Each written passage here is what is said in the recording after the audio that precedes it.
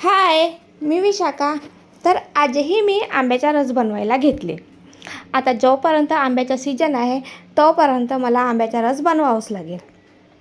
कारण माशूच्या पप्पाला आंबे आणि आंब्याचा रस भरपूर आवडते. म्हणून त्यांना मार्केटमध्ये आंबे दिसले की ते घेऊन येतात आणि मला आंब्याचा रस बनवायला लावतात आणि मीही बनवून देते. कारण माशूच्या पप्पाला फारशी अशी काही वस्तू खायला आवडत नाही, पण त्यांना आंब्याचा रस आणि आंबे हे आवडते. म्हणून मीही शांतपणाने बनवते आणि त्यांना प्यायला देते. आंब्याचा रस वगैरे बनवून झाल्यावर त्याला छान फ्रीजमध्ये ठेवले आणि आता आम्ही सायंकाळी आंब्याचा रस पुरी असे छान खाऊ आणि एन्जॉय करू. त्यानंतर आम्ही सर्व दुपारचे कामं वगैरे केली मीने आणि दुपारचं जेवण वगैरे करून आराम केले.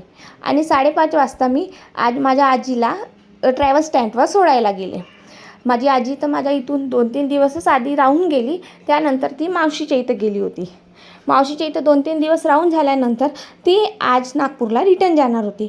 म्हणून आम्ही तिला घ्यायला गेले आणि तिला ट्रॅव्हल स्टँडवर सोडून दिले.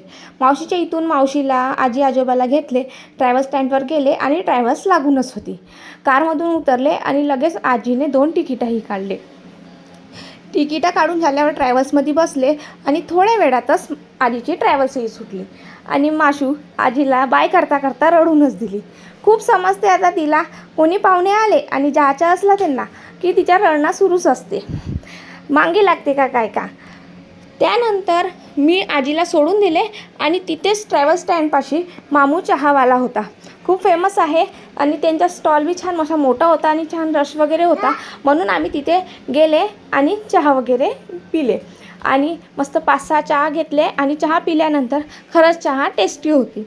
चहा वगैरे पिऊन झाल्यानंतर मावशीच्या इथे गेली आणि मी घरी आले आणि घरी येताच मी लगेच स्वयंपाकाला बसले.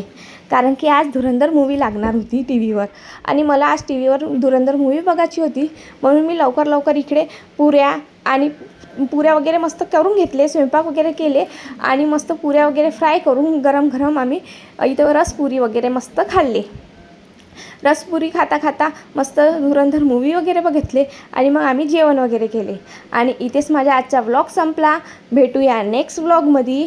बाय.